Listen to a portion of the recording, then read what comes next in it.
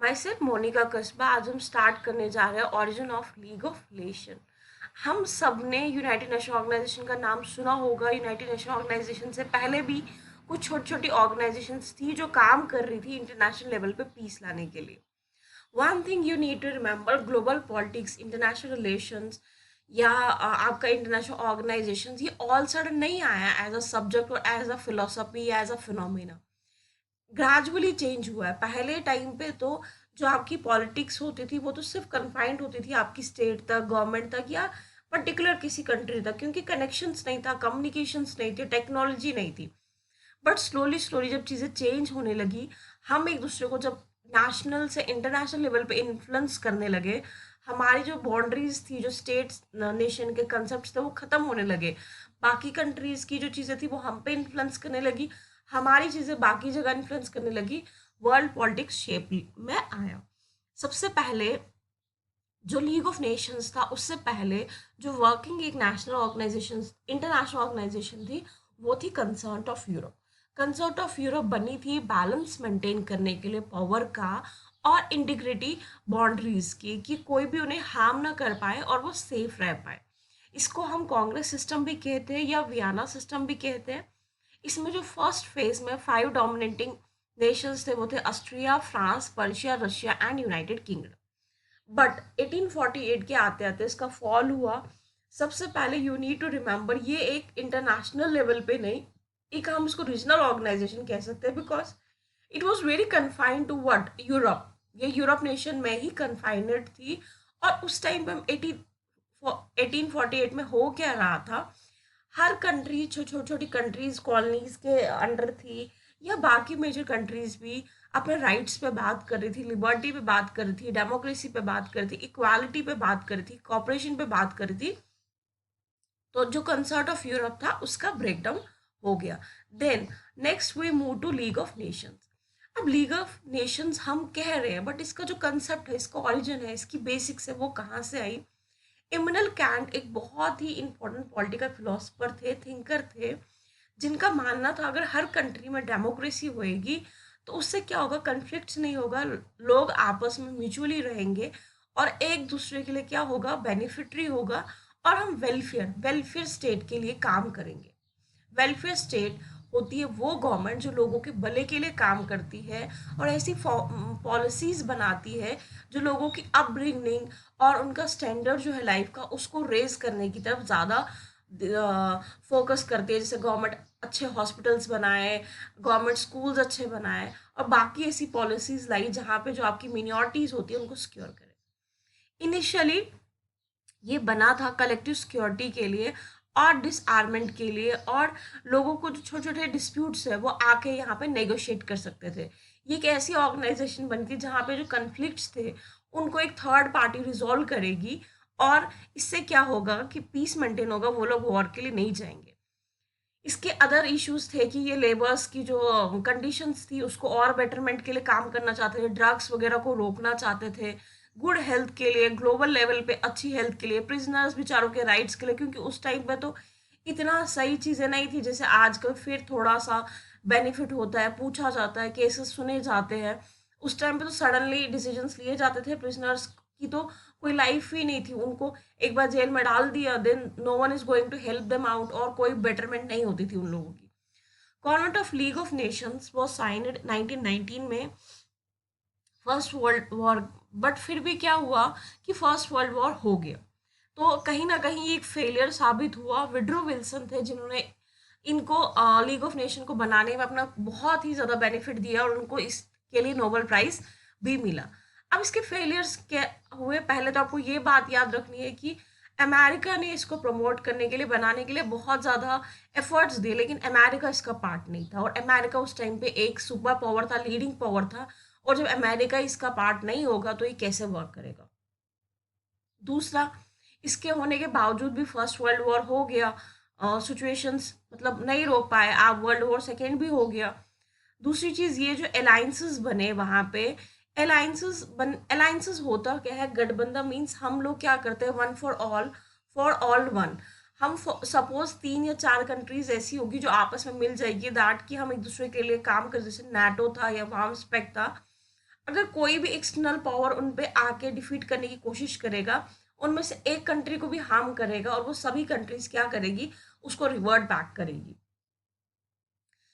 Then what happens, मसोलिनी कहते हैं कि जो लीग ऑफ नेशन है वो छोटे छोटे, जैसे मतलब फॉर एग्जांपल स्पैरो वगैरह से डील करने के लिए ठीक है, बट एक बड़े ईगल या बड़े लेवल की जो पावर है उसको रोकने के लिए ये वर्किंग नहीं है।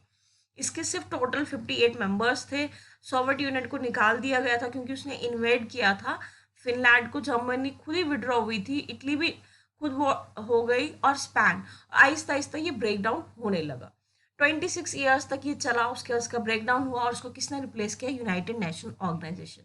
यूनाइटेड नेशन ऑर्गेनाइजेशन का बनने के टाइम पे यूएसए भी आई, रॉसवेल्ट वगैरह, ये सब सामने आए कि नहीं, we need to now seriously act कि और वॉर ना हो, क्योंकि विश्व युद्ध जितने भी हुए थे दोनों, उन्होंने क्या किया था, वर्ल्ड लेवल पे बहुत तबाही मचाई, बहुत सारा, इवन हिरोशिमा और नागासाकी को तो वहाँ के एग्जिस्टेंस खत्म कर दिए, उनके रूट्स खत्म कर दिए, और पब्लिक प्रॉपर्टी, ह्यूमैनिटी, हर चीज़ को पूरी तरह से डिस्ट्रॉय किया। फ्यूचर में हम ऐसी चीज़ें ना करें, इसीलिए इनिशियली हमने स्टेप्स लिए कि हम एक इंटरनेशनल लेवल पे एक ऐसी ऑर्गेनाइजेशन बनाएंगे जो पीस मेंटेन करेगी। सो इसके बाद यूनाइटेड नेशंस ऑर्गेनाइजेशन इन्फ्लुएंस में आया, वर्किंग में आया।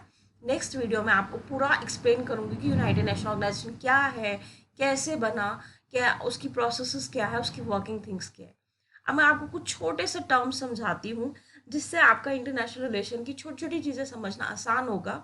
इंटरनेशनल रिलेशन या पॉलिटिकल साइंस या कोई भी यूपीएससी की बुक्स पढ़ रहे हो, ट्राई करो कि पहले उसको बेसिक लेवल पे आके समझो, बिकॉज आई हैव सीन कि क्वेश्चन पेपर्स में मोस्टली जो क्वेश्चंस होते हैं वो बहुत डिफिकल्ट नहीं होते हैं, बहुत आसान क्वेश्चंस होते हैं। But the problem is that जब आपको एग्जामिनर कोरिलेट करने के लिए बोलता है या उसको करंट सिचुएशन के साथ रिलेट करने के लिए बोलता है, यू कांट आंसर, बिकॉज आपने ना तो बेस अच्छे से पढ़ी है, ना तो आप आज की चीज़ों को अच्छे से समझ रहे हो। आप जब भी कोई आज चीज़ समझ रहे हो, उसको जो करंट में चीज़ें चल रही है ना उसको कोरिलेट करने की आदत डाल दो। उससे क्या होगा, आपका अपना माइंड, आपको कोई कितना भी पढ़ा ले, कोई कितना भी समझा ले, जब तक आप अपने माइंड को खुद वर्क में नहीं लाओगे, you can do the things. कितने भी आंसर राइटिंग्स आप रख लो सामने, उनको रट लो, that is not going to change. हाँ, वो आपको एक आइडिया प्रोवाइड जरूर करेगी कि आंसर कैसे लिखना है, कैसे डील करना है, बट आपकी अपनी जो मेंटालिटी है, अपना माइंड है, वो हमेशा ओपन होना चाहिए चीज़ों को खुद सीखने के लिए।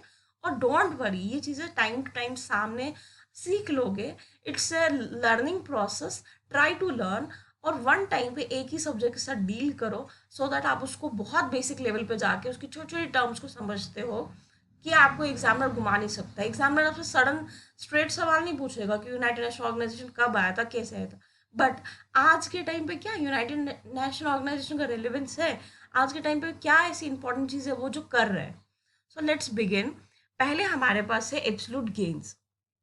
एब्सोल्यूट गेन्स का मतलब होता है जब कोई भी स्टेट नेशंस अपने पूरी तरह से पावर गेन करना चाहती है और पूरी तरह से चाहती है कि वो इन्फ्लुएंस करे, उसका मतलब है एब्सोल्यूट गेन। एब्यूज का मतलब इंटरनेशनल लेवल पे होता है जब गवर्नमेंट या सोसाइटी कुछ गलत करती है और बाद में क्या करती है कि हमने भाई इसको किस पर्पस के लिए किया था, लोगों के भलाई के लिए किया था, ये चीज़ सामने लाती है। एनार्की का मतलब होता है लॉलेसनेस, या जहाँ पे कोई सेंट्रल गवर्नमेंट नहीं हो। Now you need to remember, anarchy का मतलब सिर्फ गलत नहीं हो सकता, पॉजिटिव भी हो सकता है। वो गवर्नमेंट्स भी होती है, वो स्टेट्स कंट्रीज भी होती है जो चाहती है कोई गवर्नमेंट नहीं हो, हर कोई पीसफुली रहे और हर कोई इक्वली शेयर करे। अप्रहेंड का मतलब होता है ये वो टाइम था जहाँ पे अफ्रीका में बेचारे जो ब्लैक्स थे उन पे किसकी मोनोपोली आई। मोनोपोली होता है डोमिनेंस। हेजेमनी, मैंने आपको एक वर्ड बताया था, जब आपकी आइडियोलॉजी डोमिनेट करती है। मोनोपोली होती है जब आप मार्केट में या आइडियोलॉजीज में या आइडियाज में एक ही चीज हर जगह आप चाहते हो कि वही वो चीज हो। तो जो मिनॉरिटी थी वहां पे कौन थी, वाइट लोग थे, वो क्या कर रहे थे, इन बेचारों पे बहुत ज्यादा अत्याचार कर रहे थे और इन लोगों के साथ गलत कर रहे थे। उस प्रोसेस को, उस टाइम को हम अप्रहेंड कहते हैं। अरब स्प्रिंग ये क्यों स्टार्ट हुई थी, लोगों का जो लिविंग स्टैंडर्ड है, जो गलत चीजें हो रही थी और उनको जो लिविंग स्टैंडर्ड बहुत पुअर था, उसके अगेंस्ट में लोगों ने क्या किया था, प्रोटेस्ट किया था, सामने आए थे, सड़कों पे बात की थी, 2020 में, और आहिस्ता आहिस्ता ये अरब से बाकी नेशन स्टेट्स में भी स्प्रेड हुआ और लोगों ने इसके बारे में बात की। I hope you are very doing well in your life, stay blessed, take care. और कमेंट बॉक्स में आप मुझे बताएंगे कि आपकी प्रिपरेशंस किस पर्पस के लिए चल रही है और नेक्स्ट हम क्या चीज़ें कर सकते हैं। Don't be just a passive learner in my studies, आप बोल सकते हो प्रॉपरली। और बहुत सारे बच्चे पीडीएफ के लिए बोल रहे हैं। अभी this is not a course, we are going to launch our course soon. अभी स्टिल अगर आपको बहुत ज़रूरी लगता है कि दैट यू नीड पीडीएफ, मुझे लगता है कि आप अपने नोट्स बना लीजिए, that is a better thing.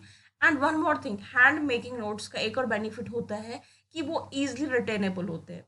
So learn some scientific ways to retain the things more and learn more. Stay blessed. Take care.